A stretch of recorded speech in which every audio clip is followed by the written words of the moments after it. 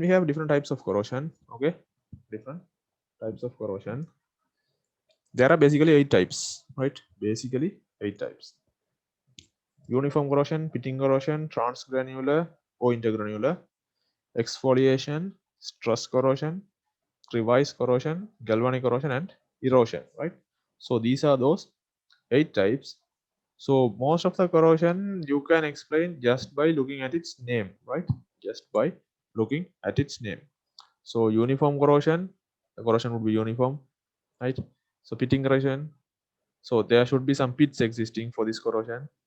Transgranular corrosion or intergranular. So this corrosion is between the granules of a particular element, right?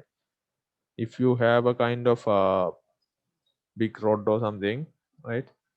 We have a big rod. This transgranular corrosion is in between these granules, right? In between these granules. So this is why it is mentioned as intergranular corrosion. Then I have exfoliation corrosion. Do you know what is the meaning of exfoil or foil? FOIL, foil. So usually when you see these chocolates or candles, right? So there you can see a kind of silvery color paper, right? So this silvery color paper, so if you see, that is called as a foil, right? So foil in the sense a kind of sheet. Okay, so this exfoliation corrosion, you can peer the surface like kind of sheets. So one sheet, other sheets, you can peer like this. So this is why it is mentioned as exfoliation corrosion. Then I have stress corrosion. So stress corrosion needs some kind of pressure or stress to occur. Then I have crevice corrosion. So this is the only thing which name does not suggest anything. Then I have galvanic corrosion. So galvanic corrosion, which I mentioned earlier, electrochemical reaction, right? Galvanic cell. So there must be two metal and a solution. Then erosion, right? Erosion in the sense. So when this corrosion started, how this surface would be eroded, right? This type of corrosion develops as pits of very small diameter in the order of a micrometer and results in a uniform and continuous decrease in thickness over the entire surface area of the metal, right? Rate of uniform corrosion can be easily determined by measuring the mass loss or the quantity of released hydrogen. So what will happen in this case, right? In this case, in this surface, right? If you see here, this surface, it is removed, right? This surface, it is removed. Develops as pits of very small diameter in the order of micrometer, right? So in the surface, some pits in the micrometer order, right? So this would be something like this, right? Some pits in the micrometer order. So micrometer order means the size of a micrometer, right? In the order of a micrometer means size of a micrometer, and results in a uniform and continuous decrease in thickness. So if these pits are all over the surface, right, while corroding, this region would be losing its surface, right? So continuous decrease in thickness over the entire surface area of the metal, right? So uniformly throughout the area, the decrease will occur, right? Throughout the area, decrease will occur. The rate of uniform corrosion can be easily determined by measuring the mass loss or quantity of released hydrogen. So this will have a mass before corrosion. After corrosion, after all this section, I mean after all this thickness decreased, then also it will have a mass. I will write it as M2, right? So the rate of this corrosion would be determined by M1 minus M2 over time, right? Because it is a rate, right? Rate means we need to have a time. With time, what is happening? So initial mass, we have this much. Final mass, we have this much. So what happened to the rest of the mass is it gone as a corrosion, right? So that thickness loss is the corrosion. So the difference divided by the time, how long is it taking to this thing to happen will give you the rate, right? So the rate of uniform corrosion can be easily determined by measuring the mass loss or the quantity of released hydrogen, right? So released hydrogen, so this thing we can calculate. If it is for a experimentation purpose, then we can do that, right? So we need to we need to collect the hydrogen which is going from this surface, right? Okay, then we have next corrosion, right? Pitting corrosion, right? Pitting corrosion. This localized form of corrosion is characterized by the formation of irregularly shaped cavities on the surface of the metal. Their diameter and depth depend on several parameters related to the metal, the medium, and service conditions. So, the localized form of this corrosion is characterized by the formation of irregularly shaped cavities. So, here if you see, there is a cavity. Here also we have a cavity, right? So, irregularly shaped, it does not have a proper shape, right? And they are not throughout the surface, right? But they are at some certain places, right? The previous one, if you have seen, that is throughout the surface. The pores or cavities, that is throughout the surface. This is not like that. This is pits, but at some certain locations, right? It is characterized by the formation of irregularly shaped cavities on the surface of the metal, right? On the surface of the metal. Their diameter and depth depend on several parameters related to the metal, the medium, and the service conditions, right? So why this cavities occurred and how is it occurred is all depend on the metal, right? So the diameter, this is the diameter, what is the depth, right? These all depend on the metal, what's the metal, medium, and the service conditions. So service conditions in the sense where is it being applied, right? So different applications, there can be like different faults are possible, right? So what is the application, and then we need to see that. Unlike uniform corrosion, the intensity and rate of pitting corrosion can be assessed neither by determining the mass loss nor by measuring the released hydrogen, right? Why it is said like that is it is not spread throughout the surface, right? It is in the certain particular region, right? The intensity and rate of pitting corrosion, right? Intensity means how fast it is occurring. Rate of corrosion, right? How much of time needed for certain amount of corrosion. These two of pitting corrosion can be assessed neither by mass loss nor by release hydrogen. So mass loss can't be used here. Hydrogen release also can't be used here because this is not uniform. This is in the very particular places, right? Pitting corrosion can be assessed using three criteria, right? The density, that is number of pits per unit area, rate of deepening, and the probability of pitting, right? So these three need to be considered. So if I want to draw it, right? So say for example, here I have a pit and here I have a pit. Also here I have another pit. Okay. The density mean number of pits per unit area. So if I take this as unit area, okay, unit area, so I can assume, okay, in 1 unit area I have 3 pits. So in 10 unit area I have how many pits, right? So that is one way. Then the rate of deepening, right? Rate of deepening means how fast it is going inside the metal, right? How fast it is going inside the metal. So this is what meant by the rate of deepening. Then the rate of deepening and the probability of pitting, right? So probability of pitting mean, for probability we know, right? For 100, how much is the occurrence possibility, right? So how much is the possibility so that this pits may occur, right? Because we don't know why is it occurring, right? So we will go for probability. So probability is something which is not certain, but there is a possibility to happen, right?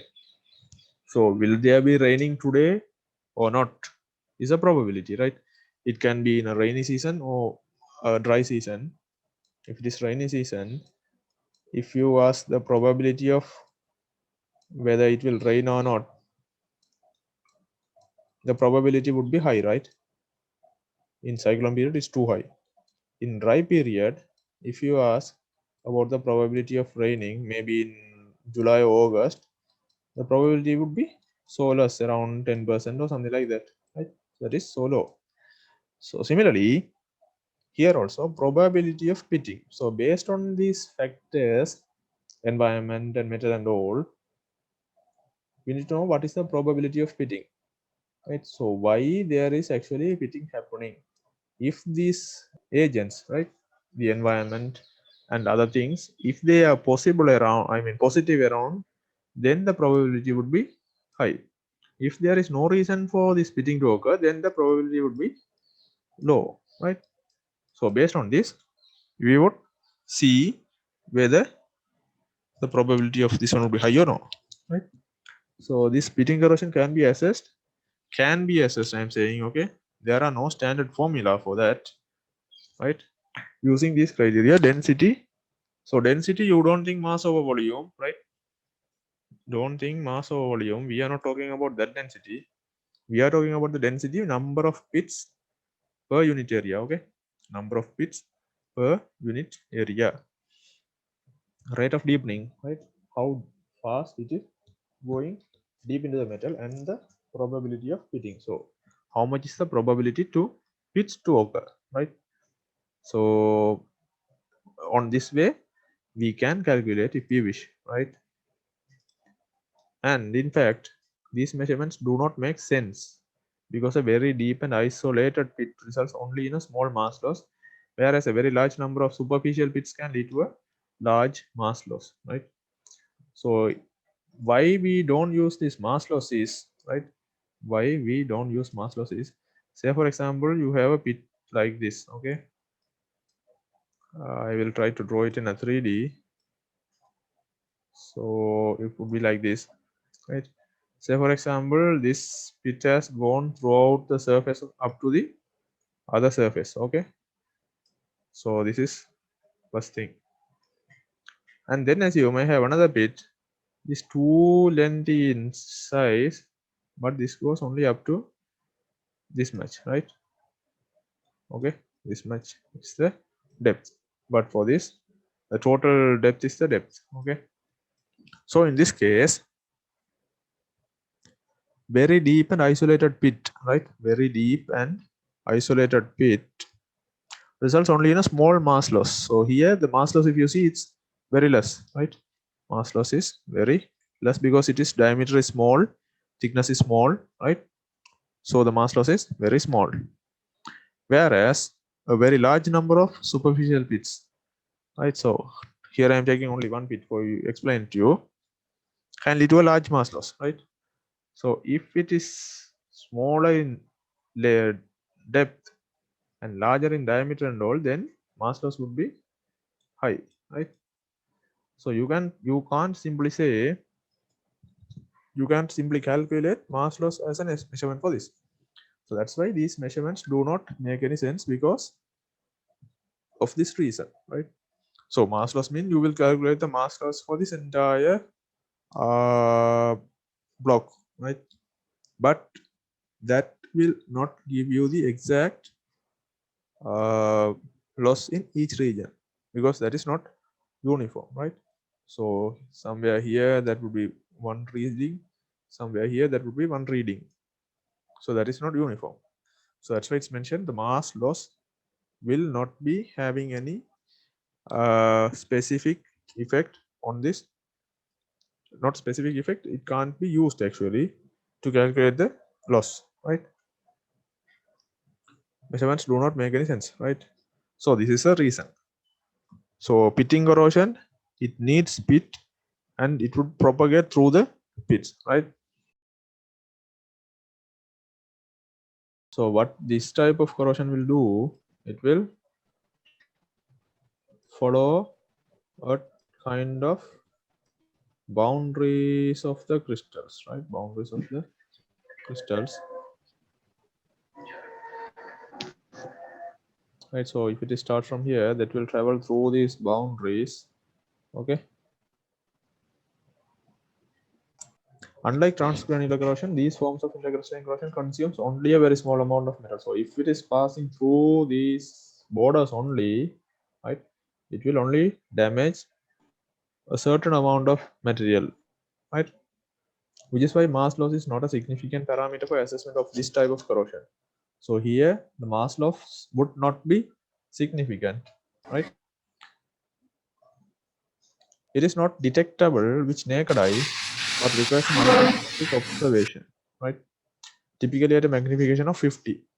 So I told you earlier, so this we are talking in the range of a grain, right? Grains are the particles which are inside the surface of the metal and tiny to observe.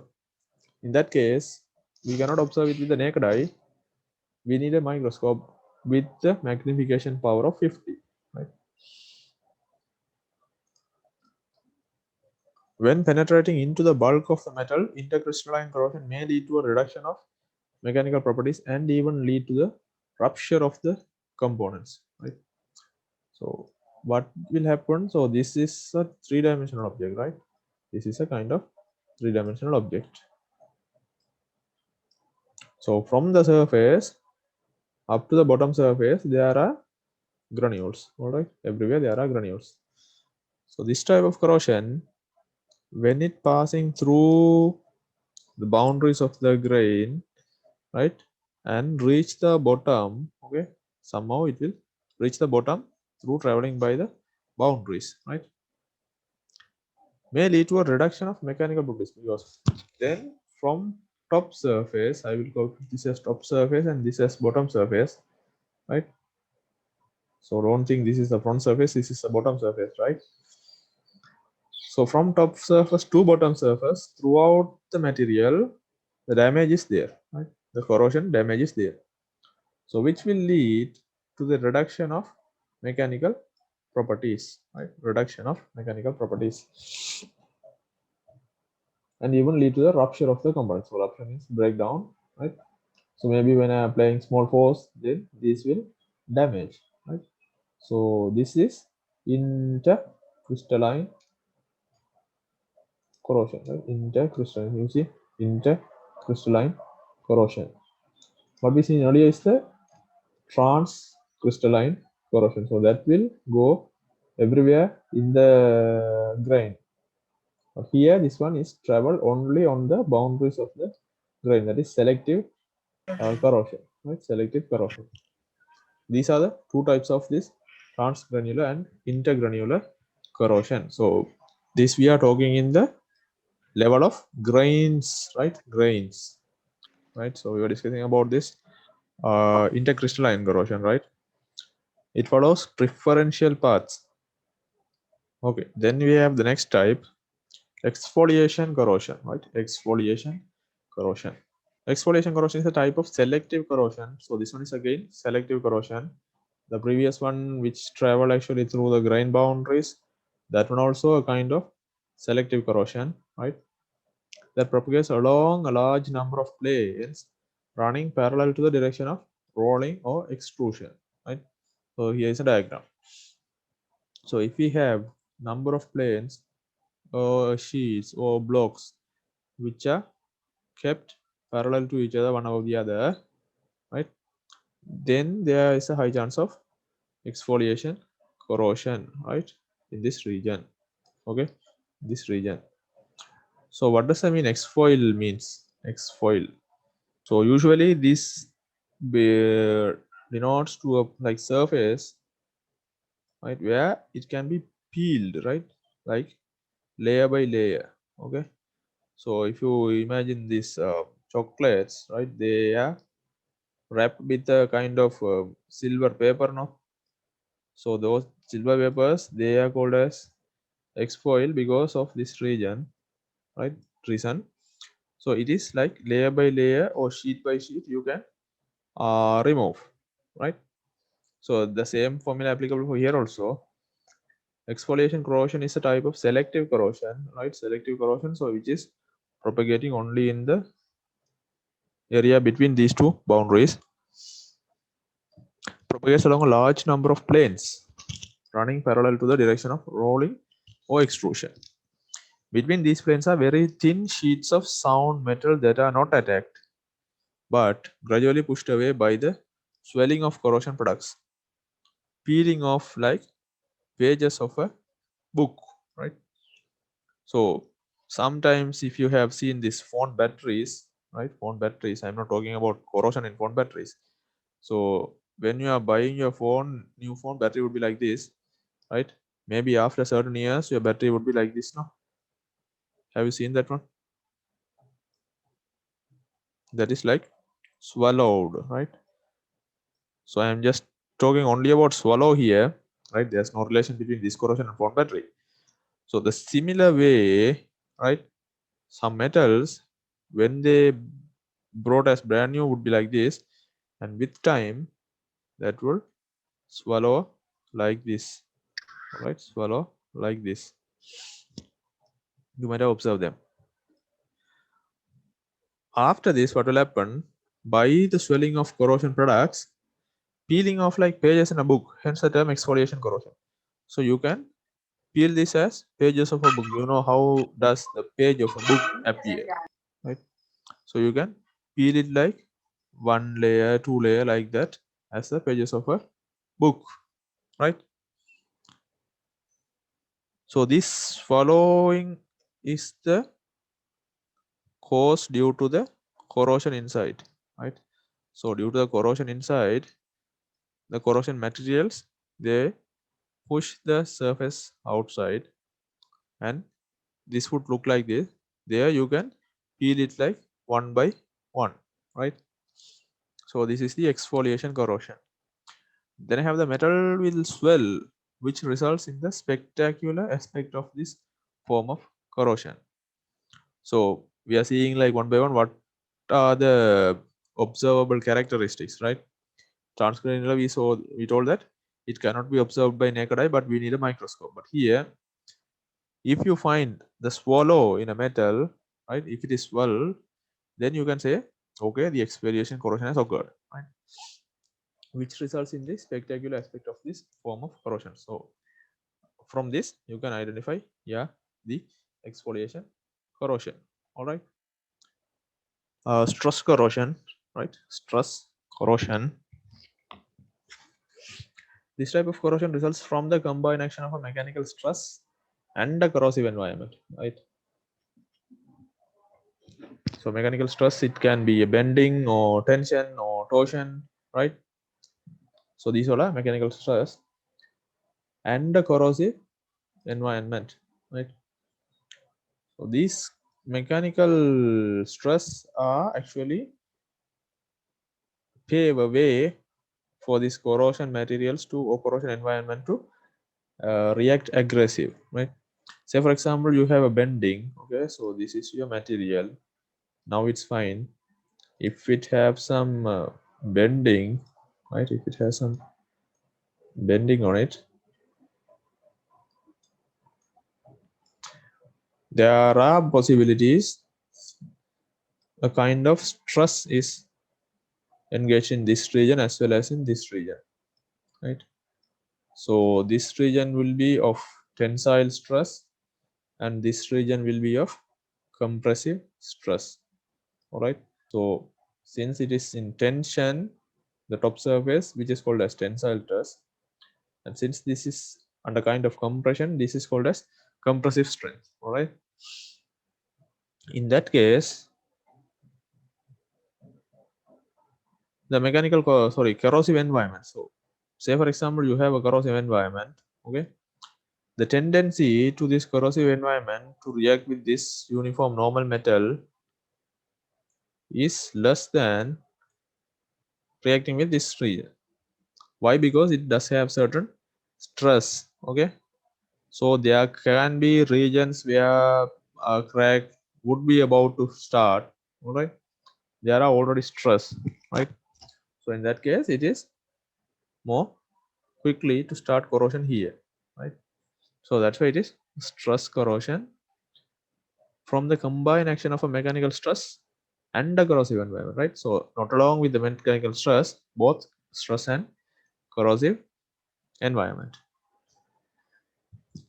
Each of these parameters alone would not have such a significant effect on the resistance of the metal, or would have no effect at all. So what I'm saying is each of these parameters alone. So either these parameters can be mechanical stress 1 and corrosive environment 2, right? Mechanical stress 1, corrosive environment 2. So these parameters alone means if we provide only one, right? Only mechanical stress or only corrosive environment would not have such a significant effect on the resistance of the metal. Okay. So if we provide only mechanical stress, it will not affect that much. If we provide only corrosive environment, that will also not that affect much. But if we provide both mechanical stress and corrosive environment, then this will start kind of corrosion. So that's what mentioned by this particular sentence. Or would have no effect at all. Maybe in some cases, if you provide only stress, no problem at all. If you provide only corrosive environment, then also no problem. But if these two combine together, then there can be a problem, right? So that's what mentioned by this statement. So both mechanical stress and corrosive environment is required for stress corrosion, right? So okay, next one, crevice corrosion. This is a localized corrosion in recesses. So you see recesses, there's a surface, right?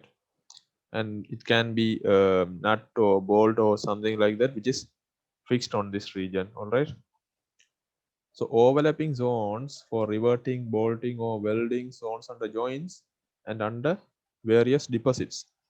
So these regions have the tendency to corrode, right? The regions which are denoted with the white, this region. So if this is your kind of surface and this is a bolt or nut or whatever it is, a kind of recess, in between these two, the region occupied will start corrode first, right? These zones also called crevices, so that's why it is crevice corrosion, are very tiny and difficult to access for the aqueous liquids that is covering the rest of the readily accessible surfaces. So in this case, if it is corrosion, so if there's a water drop or something, which will actually cover something like this, right? If it is a water drop. So the water actually will not get into this readily. So that's what mentioned by readily, right? You see, readily. These also get a crevices are very tiny. So you know, if you tie two sheet of metal or two block of metal with a nut, all right, you know how tight is that, right? How tiny the distance is, and difficult to access for the aqueous liquid, all right, aqueous liquid that is covering the rest of the readily accessible surfaces. So here the liquid can be there, no problem. Here the liquid can be there, no problem. But in this region, it is difficult to access. This type of corrosion is also known as deposit attack, right? Deposit attack. So these particular regions, the corrosion will start and then it will develop. Say for example, this is your metal, and say for example, this is the nut tied with. Okay. So this is a top view. Okay, this is a top view. Have you ever experienced? You try to remove this one with a spanner. Okay, you try to remove this one with a spanner. When you remove this nut, have you ever observed there will be corrosion in this shape in this metal? Have you ever observed? So this is what called as crevice corrosion. But if you have seen rest of the part, so beside this, only this region which is under the nut would be corroded, but rest of the region, if you see, that will not be corroded. Have you seen that one? Only this region will be corroded. right? So this is crevice corrosion. So only this region which is under the nut would be corroded, but rest of the region would be fine. This is what called as crevice corrosion, because these particular region slots which are called also as crevices, right? So this is what called as crevice corrosion. And then I have the seventh type, galvanic corrosion. More noble, less noble. So if you remember, we have studied something about this reaction series, right? We are discussing about more noble and less noble. So when it comes to two dissimilar metals, right? Dissimilar metals, if you put them in the reaction series, if there are two metals, one will be somewhere top and the other one will be in the bottom, right? If there is two metal, one should be somewhere there and one should be somewhere here. When two dissimilar metals are in direct contact, okay, direct contact, so you assume these are two metals which are in direct contact in a conducting liquid, right? Conducting liquid. So we have a liquid, okay, we have a liquid solution, and in this we have these two metals, right? Experience shows that one of the two may corrode. So if we do have two dissimilar metals, anyhow any one of these two will get corrode. We'll see which one will get corrode. This is called galvanic corrosion, right? This is called as galvanic corrosion. So if you have two dissimilar metal in a conducting medium, one will corrode, the other metal will not corrode. So only one will corrode, which is less noble, right? You see here, only this will corrode, but this will not corrode. The more noble metal will not corrode. It may even be protected in this way. The other metal will not corrode. So only less noble metal will corrode, the other one will not corrode. It may even be protected in this way. So this can be assumed a way to protect more noble metal by allowing the less noble metal to corrode. So the conditions are two dissimilar metals which should be connected with each other, physical connection, and they should be in a conducting medium, right? Conducting liquid. Then only these electrons can travel here and there.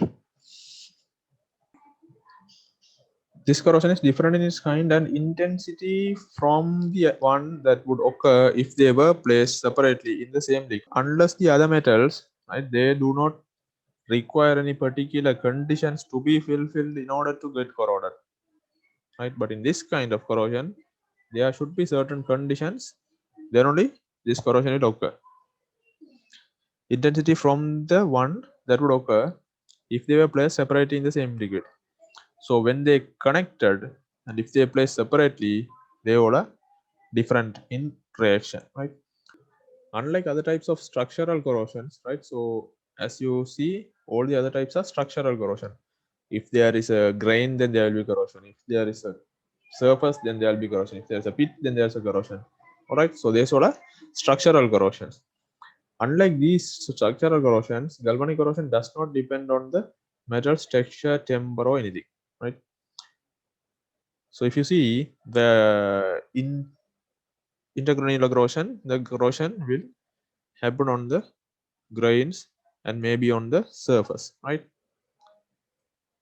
If you put a nut on a surface, or you tied something with, then corrosion will be occurring in this region, all right? And if you have a kind of pit in a metal, then corrosion will be in this region, right? So these are significantly showing the texture or temper of the metal, right? Texture or temper of the metal, all right? But this galvanic corrosion does not need any of these things, okay? Galvanic corrosion may occur with any metal as soon as two are in a conductive liquid. It works like a battery.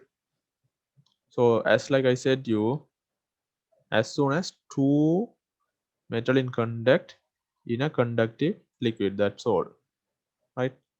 It works like a battery. So you know the working of a battery is also like that. So for example, you will have like two conductors connected by something, in a conducting medium. So you know electrons will start traveling from one conductor to the other one, and if you have a bulb here, your bulb will light, right? So the appearance of galvanic corrosion is very characteristic, right? It is not dispersed like pitting corrosion, but highly localized in contact zone with the other one. So in pitting corrosion, right? Pitting corrosion, you know, the corroded region is the pit, right? So this will go deep and deep and deep inside the pit. Here that's not the effect, right? Highly localized in contact zone with the other metal. So there we have two metal in contact. Say for example, this is your contact line. So it is usually nearby this region, right? So if this will not corrode, then this will corrode. So probably that will be in this region as a surface, right? The zone affected by galvanic corrosion often has a shinier aspect than the rest of the surface, right? So this zone, which is actually affected by galvanic corrosion, has a shinier aspect than the rest of the surface. To identify galvanic corrosion, the actual corroded region will be having a shinier aspect than the rest of the surface. So if the rest of the surface is of less shine, the corroded region will be of high shine region. And then I have erosion, right? So erosion is a significant phenomena, but it has some effect in the corrosion also. So corrosion is different and erosion is different, right? Corrosion by erosion occurs in moving media. This type of corrosion is related to the flow speed of the fluid. So when you see in a metal tube or pipe, if the liquid is flowing, it can be water or some oil or hot gases, right? If they are flowing, then it will lead to the corrosion by erosion, right? Corrosion by erosion, which is related to the flow speed of the fluid, right? So how fast the fluid is flowing, it's dependent. It leads to local thinning, right? This is thinning. Don't assume thinking, it's thinning. Thinning means getting thinner and thin, right? So if you have a metal tube of this thickness,